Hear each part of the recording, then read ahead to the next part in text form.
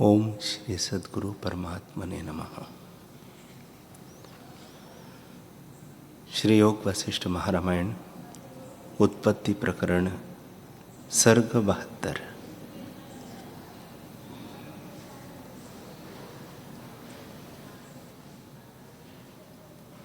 श्री वशिष्ठ जी बोले, हे रामचंद्र जी,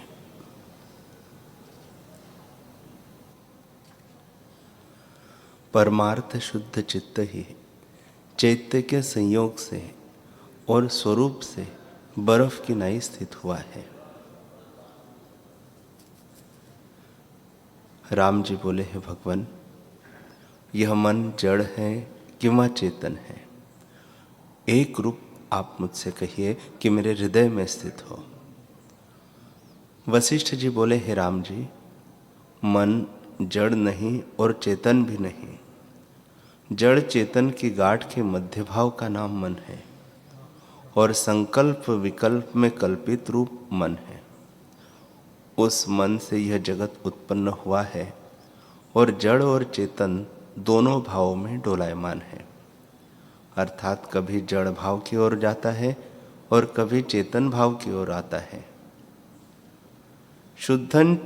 शुद्ध चेतन मात्र में जो फुरना हुआ उसी का नाम मन है और मन, बुद्धि, चित्त, अहंकार, जीव आदि अनेक संज्ञा उसी मन की है।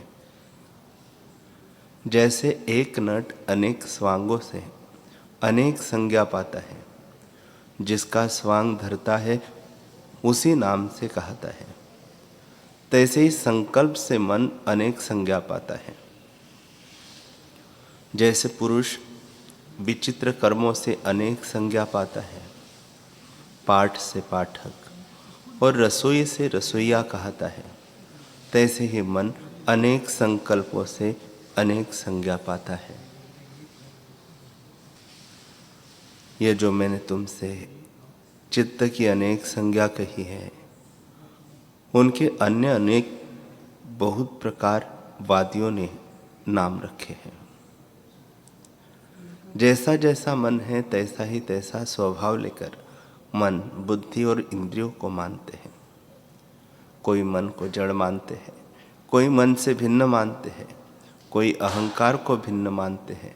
वे सब मिथ्या कल्पना है। न्यायिक कहते हैं कि सृष्टि तत्वों के सूक्ष्म परमाणुओं से उपजती है।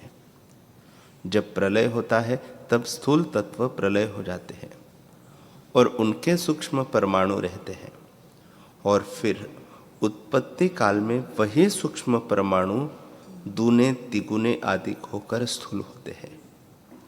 उन्हीं पांचों तत्वों से सृष्टि होती है। सांख्य मत वाले कहते हैं कि प्रकृति और माया के परिणाम से यह सृष्टि होती है, और चार भाग पृथ्वी, जल, तेज, वायु चारों तत्वों के इकट्ठे होने से सृष्टि उपजते मानते हैं, और चारों तत्वों के शरीर को पुरुष मानते हैं और कहते हैं कि जब तत्व अपने आप से बिछुड़ जाता है तब प्रलय होता है। आहर्त और ही प्रकार के मानते हैं, और बौद्ध और वैशेषिक आदि और प्रकार से मानते हैं। पंचरात्रिक और प्रकार ही मानते हैं, परंतु सभी का सिद्धांत एक ही ब्रह्म आत्म तत्व है। जैसे एक ही स्थान के अनेक मार्ग हो तो उन अनेक मार्गों से उसी स्थान को पहुंचता है, तैसे ही अनेक मतों का अधिष्ठान आत्मसत्ता है और सबका सिद्धांत एक ही है। उसमें कोई वाद प्रवेश नहीं करता। हे रामचंद्र जी, जितने मत वाले हैं वे अपने अपने मत को मानते हैं और दूसरे का अपमान करते हैं। जैसे मार्ग के चलने वाले अपने अपने मार्ग की उपमा करते हैं, दूसरे की नहीं करते, तैसे ही मन के भिन्न रूप से अनेक प्रकार जगत को कहते हैं। एक मन की अनेक संज्ञाएं हुई है। जैसे एक पुरुष अनेक प्रकार से कहते हैं। स्नान करने से स्नान करता, दान करने से दान करता, तप करने से तपस्वी इत्यादि क्रिया करके अनेक संज्ञाएं होती है और अनेक शक्ति मन की कही है। मन ही का नाम जीव, वासना और कर्म है। हे राम जी, चित्त ही के फुरने से संपूर्ण जगत हुआ है और मन ही के फुरने से भासता है। जब वह पुरुष चैत्य के फुरने से रहित होता है तब देखता है तो भी कुछ नहीं देखता। यह प्रसिद्ध जानिए कि जिस पुरुष को इंद्रियों के विषय शब्द, स्पर्श, रूप, रस, गंध, इष्ट अनिष्ट में हर्ष शोक देता है उसका नाम जीव है। मन ही से सब सिद्ध होता है और सब अर्थों का कारण मन ही है। जो पुरुष चैत्य से छूटता है वह मुक्त स्वरूप है और जिसको चैत्य का संयोग है वह बंधन में बंधा है। हे रामचंद्र जी, पुरुष मन को केवल जड़ मानते हैं, उनको अत्यंत जड़ जानो, और जो पुरुष मन को केवल चेतन मानते हैं वे भी जड़ है। यह मन केवल जड़ नहीं और न केवल चेतन ही है। जो मन का एक ही रूप हो तो सुख दुख आदि विचित्रता न हो और जगत की लीनता भी नहीं। जो केवल चैतन्य ही रूप हो तो जगत का कारण नहीं हो सकता और जो केवल जड़ रूप हो तो भी जगत का कारण नहीं, क्योंकि केवल जड़ पाषाण रूप होता है। जैसे पाषाण से कुछ क्रिया उत्पन्न नहीं होती, तैसे ही केवल जड़ मन जगत का कारण नहीं होता। मन केवल चैतन्य भी नहीं, केवल चैतन्य तो आत्मा है जिसमें कर्तृत्व आदि कल्पना नहीं होती। इससे मन केवल चैतन्य भी नहीं और केवल जड़ भी नहीं। चैतन्य और जड़ का मध्य भाव ही जगत का कारण है। हे रामचंद्र जी, जैसे प्रकाश सब पदार्थों के प्रकाश का कारण है, तैसे ही मन सब अर्थों का कारण है।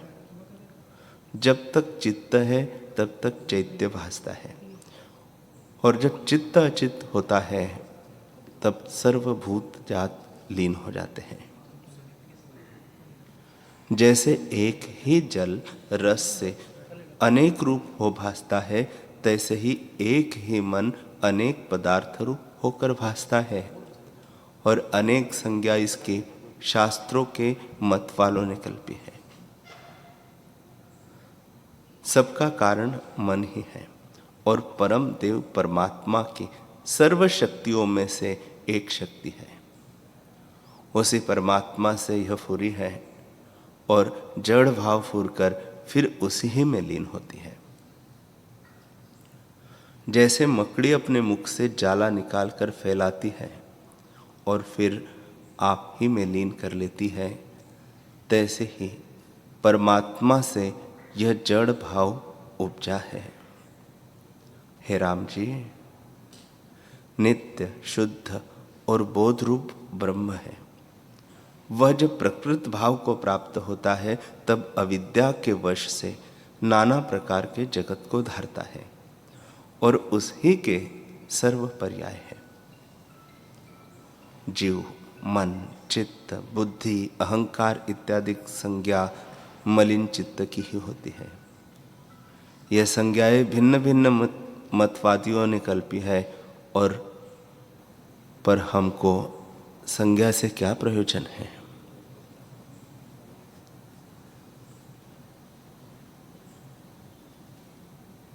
हरि ओम